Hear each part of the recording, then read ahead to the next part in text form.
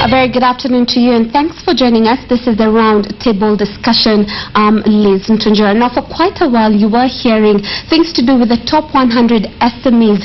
We did interview the past winners and, of course, the organizers of the event about what the successes of SMEs in the country have been. Well, today, I'm joined by the winner of this year's top 100 SMEs, Mr. Harish Banderi, the director of Atlas Plumbers and Builders. Welcome to the show.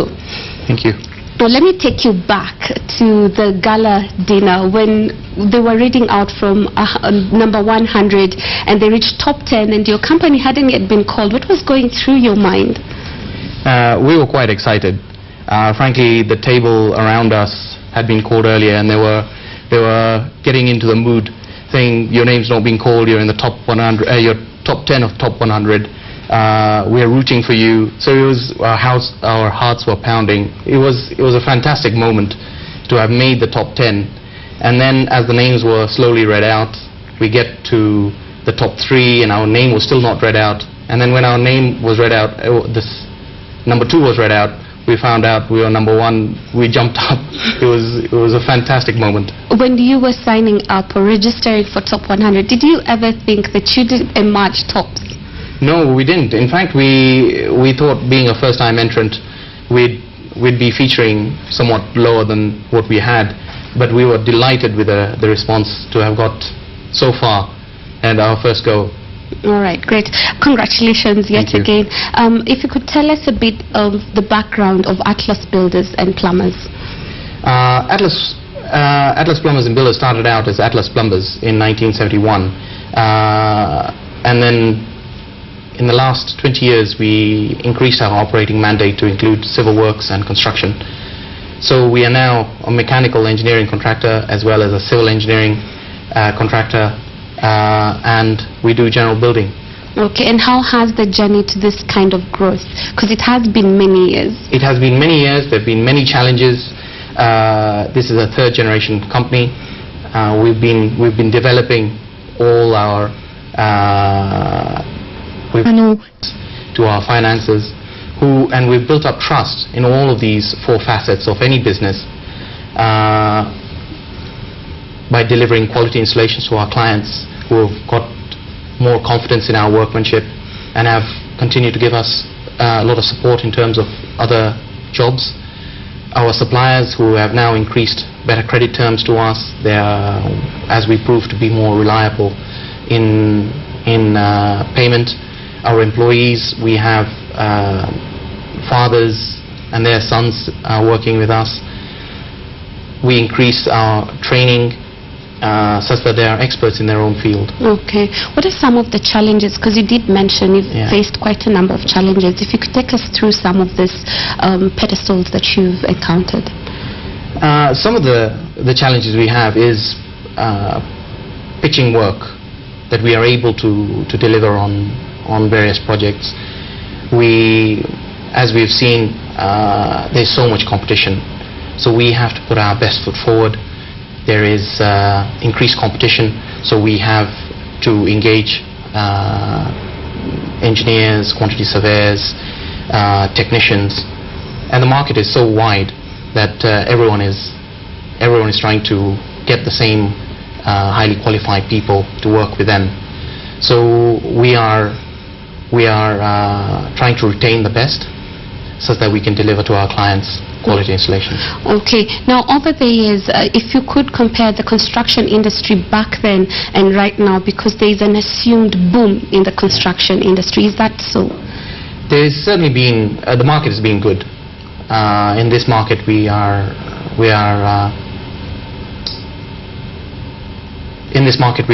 seeing that the part of our success has been the market conditions being quite good. Now, what we are seeing is a bit of a lull at the moment because the interest rates were so high, people are unwilling to invest. As we approach the election, the investors who are a bit hesitant in committing until after the election. The interest rates are coming down, which is tremendous for us. The shilling is also stabilized, which is also great for the industry.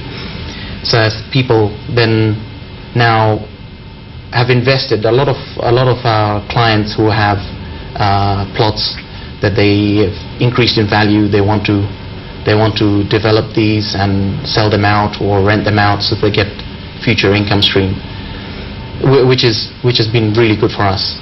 Okay. Now, since 1971, in terms of a family business, we've seen quite a number of successful family businesses, but over time they dwindle away because of issues amongst family members. What has made you and your company stay afloat? In terms of challenges within the family, because we are a close-knit family, there are very few wrangles. The easiest ones are, why are you doing this? I need to do that. Well, we are very aware of the challenges of family businesses, but we want to build on the advantages that they have, which is the closeness that we have. But also we are aware that going forward to a bigger platform, we need to engage managers to move into more corporate environment. Okay. Now, based on your knowledge and expertise on SMEs, having running one successful one, what are some of the mistakes SMEs do make, and what is the potential of the industry? In terms of the construction industry? Yes. The construction industry has been very good. It's one of the biggest industries that we have, and it's the way we are seeing the investments that are going on around Kenya. We have infrastructure projects that are coming online, that are in the pipework. We are going to see tremendous amount of construction. So in that sense, we are very excited to be in this industry at this time, where a lot of people are seeing Kenya as a potential investment base, saying that we can buy land, we can get good labor, we can get good contractors to do quality work, such that we are going to benefit from them. As the infrastructure comes in, the government puts in more and more roads, we improve our railways, we are going to see that people are naturally going to be coming up. And with that will come construction, and then there will be hopefully better education, improved schooling. All these facets will then filter out to the neighboring areas. Okay. One of the things that the challenge in the construction industry, we've seen many buildings coming up and collapsing. Where do people go wrong? In terms of buildings coming down, that is quite a challenge. But we are buoyed by a lot of government supervision that's going to come in, or has been coming in more in much more overt way. For example, there is the National Construction Authority, which is going to come in. All builders have to register with them. They will then start scrutinizing who has done what and their past record. With that, we are going to see a lot of contractors, good contractors, making the league, and we will continue to build on that such that we get future work. No contractor wants a building to come down. It is actually poor management, poor quality work that has arisen to collapse of buildings. And the way we see that, we are also becoming more and more expert in our fields. We are not going to see as many as we have in the past, because there's more oversight, there are better engineers, there are better contractors. Okay. Now let's take you back to capital for the benefit of someone who really wants to start up such a company in the construction field. What was your startup capital, or how can you advise people to start off? Because most people tend to think, let me start off big. I need about 10 million or 5 million or 1 million. How did you start off, and what lessons can you get from where you came from?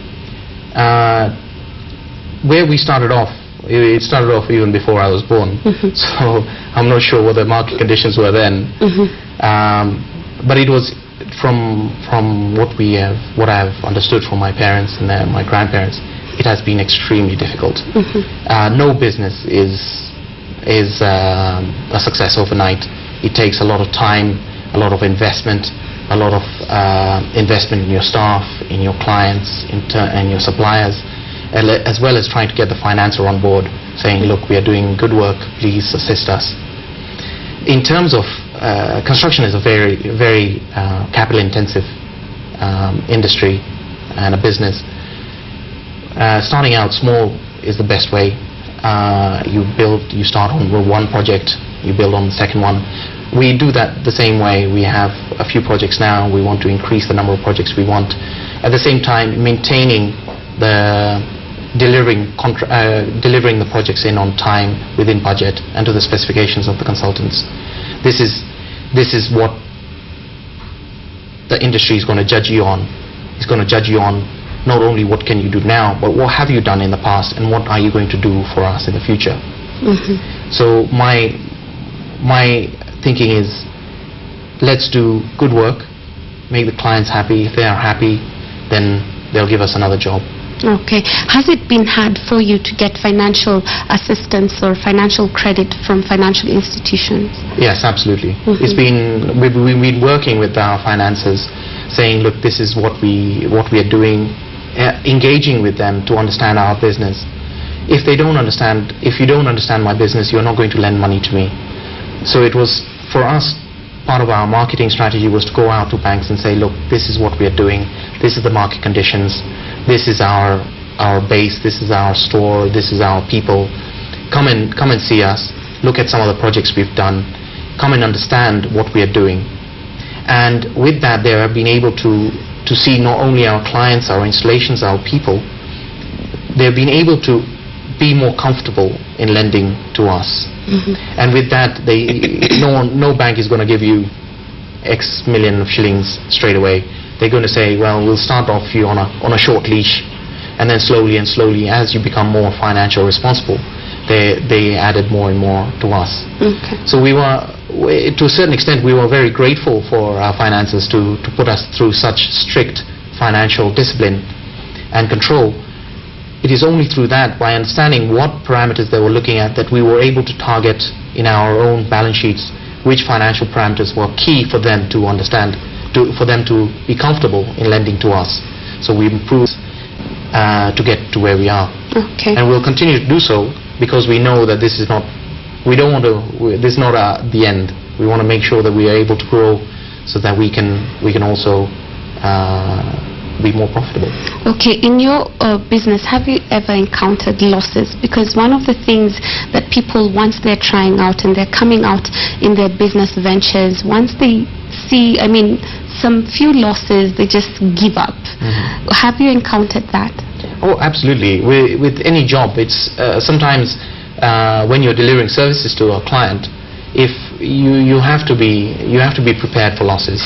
Because sometimes a job may take longer than you anticipated, and being quite a capital intensive industry, you have to be prepared for that. So it is incumbent on the contractor to make sure you deliver the projects in on time, to minimize losses, not only on the contractor side but also on the client side. So it's by improving our supply chain, improving our deployment of resources, that we are able to minimize the time that we are on site, because it's very expensive to be on site.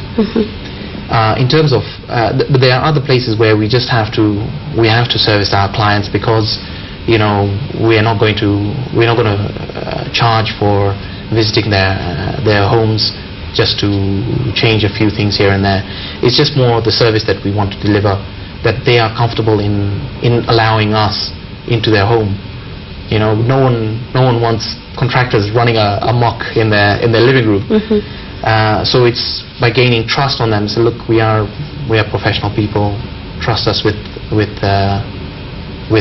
your work. And sometimes you make good money. Sometimes you make losses. How do you go around about the losses bit? That is where most entrepreneurs don't know how to go about. I think minimizing losses is where you have to concentrate on. You can't guarantee any project. You can't wait for projects to come in just so that you can make a profit. There's some jobs you have to do break even. Some jobs you have to take just at a loss. But you have to push forward, because you can't wait all year for a good margin job. You have to do all types of jobs, such that the bank is also going to say, look, these guys are working. We can see them working. Even though they might not be making as much money, but they will. once they build their base up, they will make money. Okay. So in terms of losses, there's concentrate on minimizing your losses, but also you want to be concentrating on turnover, and the profit will come. Okay. Now take us through the whole process of construction, because some people get confused. Where do the engineers come in? Where do the quantity surveyors come in? Yeah. So first of all, you have a client. A client has a plot he wants to develop. He engages an architect. An architect that's the first lead consultant, project manager, administrator of the contract. Under the lead consultant, the architect, is a structural engineer, civil engineer. There is a mechanical and electrical engineer, and there's a quantity surveyor. All of them have their respective roles. The structural engineer makes sure that the building is sound, is constructed well, all the tests, the material tests pass their requisite standards. The mechanical engineer and the mechanical engineer and the electrical engineer are responsible for the services that go in the building. Plumbing, lighting, air conditioning, LPG gas, structured cabling in terms of banks and offices. And then you have the quantity surveyor. He's basically in charge of what work has been done, how much money is to be released to the contractor, how much material is on site, which walls have been moved, or what amendments have been done. All four are key to any construction project. And once a contractor moves on site, he then liaises with all four lead consultants, the lead consultant and the various engineers and the quantity surveyor. And at that time, he is doing work. He's liaising with the consultants. The consultants are certifying his work, and they present the certificate to the client, who pays the contractor, and the work moves on. Okay, fantastic. Now, what are some of your future plans for the company? The future plans, we are ecstatic by the response we've got from our clients and our employees, present and past, our suppliers, and even our finances. We want to build on that. We have worked very hard to get to where we are, and we want to continue to do so, because this is not the end of the road for us. We want to continue to engage our clients, continue to engage our suppliers. The more somebody is comfortable with what you are doing, the more likely they're going to do business with you. And more importantly, the staff. The staff has to be comfortable with their employer. If they see the employer is making money, they will naturally want to be affiliated with them. If their employer is being successful, they want to be associated with that, because it is with the staff. They are instrumental. Without them, we would have been nowhere. So we continue to invest in our staff, in terms of training, in terms of even having fun days out. We threw a celebration when we found out we were the top 100. Everyone was delighted. We got phone calls from our staff further afield who said, "Why didn't you tell us about this?" And I said, "Well, it's still sinking in, you know."